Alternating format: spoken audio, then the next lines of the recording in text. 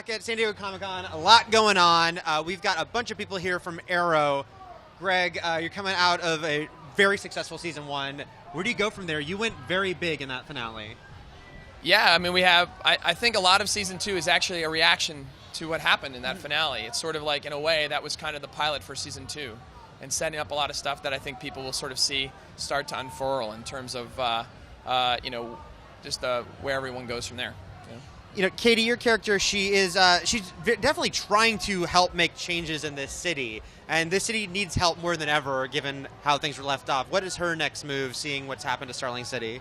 Well, I definitely think that, I mean, as you said it, she's trying to help things, get better, and after what happened in the Glades, I think there was definitely a process of, community service, and with her and her father, I think anything, she's always trying to do the best that she possibly can, but you'll definitely see Laurel grow and kind of start to evolve from what happened in the finale. And there's a lot of cool things that are coming up for her, but I don't want to spoil anything.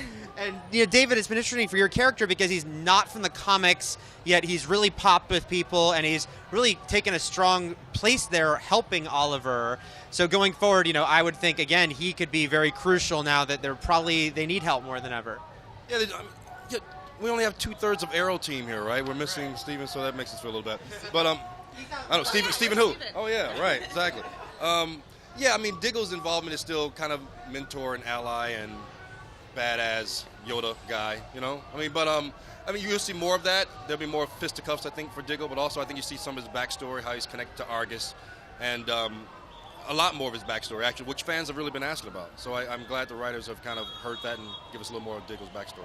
They've managed to sneak you into that costume a couple times as well. Might that continue? Yes, it will. And that's actually Steven's costume that I'm busting out of. No, it's not. They really designed that costume for me. So they invested a lot in that. So we're going to see it. I think they're going to see it a few more times. But it's sparing because it's very special when you see Diggle in that Arrow costume. Now, Emily, your character is interesting kind of in between. She's from the comics, but was kind of a minor character and yet has completely popped as a fan favorite. Has that been crazy for you to see? Yeah, it's totally been crazy. I think people can relate to her because she's kind of awkward and a little bit flirty in all the wrong ways. Right. And she's really smart, and she's helping the team sort of excel. I mean, we wouldn't be a team if one of us is gone, so we're not a team right now, as you can see. We did that yesterday as well. One of us are We're gone. not a team. We're broken up. But, I think we'll get to see more of her in second season. We'll get to know some backstory, and I think the Arrow team will start to do some different things, maybe some more action. We'll see. Greg, when the show started out, Oliver was a complete lone wolf, and then that evolved, and now he's got a pretty good support system here with a couple people. How might that continue to evolve, especially with Roy in play? Well, I mean, our hope has always been to grow him and to grow his life from sort of being the vigilante, which he started as, to the Green Arrow that we all know and love in the comic book. And as part of that, you want him to have his Scooby Squad, and our hope would be to add at least one member to that group this year. That would be our hope. David, is it fun for you guys to get to sort of grow that team in the Arrow layer, as it were? The Arrow Cave, I beg your pardon. And Greg hit it around the head. That team is kind of expanding, and but it's a very useful part. Actually, in some of the upcoming episodes, very soon, I think you'll see exactly what they want to do with that Arrow team, and people are going to be very, very surprised at how it's used. I think people have an idea of it going a certain way, and the writers have been very, very, very good with giving people what they expect, but not exactly the way they think it should go. So I think you're going to be very surprised at how you see the Arrow team evolve. And Katie, are you itching to get into that layer? There's some fans that are itching to see you in there. Or are you for now for her to have different kinds of scenes with Steven? Yes, of course. It's definitely fun and exciting to be a part of the action. Absolutely. But at the same time, I think it needs to be organic and make sense in it to be, as authentic as possible. I don't want to be, I just want it to make sense because Oliver had to go through 5 years of the island to sort of turn into this vigilante that it just wouldn't make sense for it to kind of happen overnight. Right. And Felicity, she got out there a little bit near the end of the season. She was getting out from behind the computer. Might that continue now in season 2? She's getting a little adventurous. She's got her combat boots on. Maybe we'll see. She does get to go out a bit more, and I think expect the unexpected with this show. The writers are so creative, and Mr. Greg over here, I think expecting the unexpected is a good turn for the show, good theme. There was an interesting news story this week about Black Canary, a little fan confusion about that. Sure. Greg, can you talk about introducing Black Canary, but maybe not exactly the way we expected? Yeah, I mean, I think we are beginning. What will be revealed, we'll all see sort of some stuff later today. We'll talk about it later today some more, but we're beginning to tell that story, and I think what we keep saying to everybody is just like, Arrow came back and he was not Green Arrow, nor will he be until, later in the life of the series, or Tommy Merlin introduced us to Merlin, who, or Slade we met after we met Deathstroke. So we like to flip and move stuff along, and so yeah, I mean, it's the beginning of the story will be told, but and hopefully people will tune in and check it out, and they'll see how it evolves. You mentioned Tommy, you mentioned the Merlin family. They are obviously out of the picture, it seems. Anything you can say about what might replace them, maybe as far as his father's concerned, as the bigger threat this season? Yeah, we'll have at least 2 bigger threats this year. Both are people have seen in the comic books before. So that'll be fun.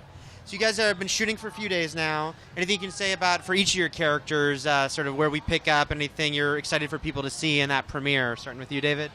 Yeah, I think, first of all, more Diggle in action, right? Because a lot of people really want to see that. But I also think, just echoing Greg's point, I think this is the formation of a hero. Last year we kind of had Arrow forming as a vigilante, and now we kind of have Arrow forming as a hero. And I think Diggle plays a really big part in that formation as a mentor and as an example, really, of a soldier to Oliver. You'll see more of that, a lot more of that, and his backstory. Hey, Katie, can you say about where we pick up with her in the premiere?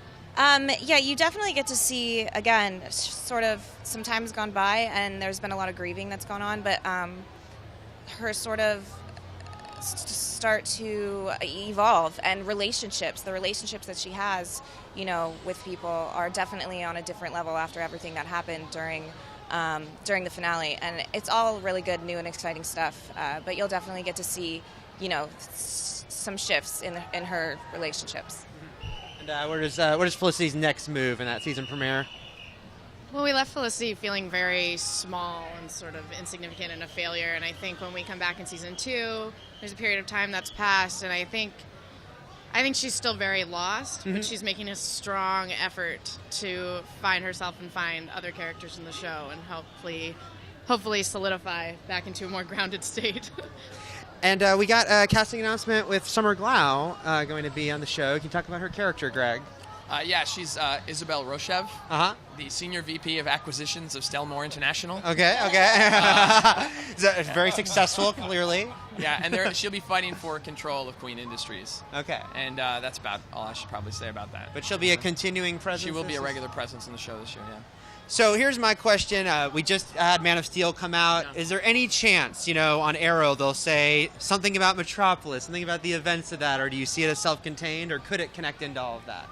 Our hope is as the show grows to keep connecting it deeper and deeper to the mythos of DC, and so I think there's definitely a chance.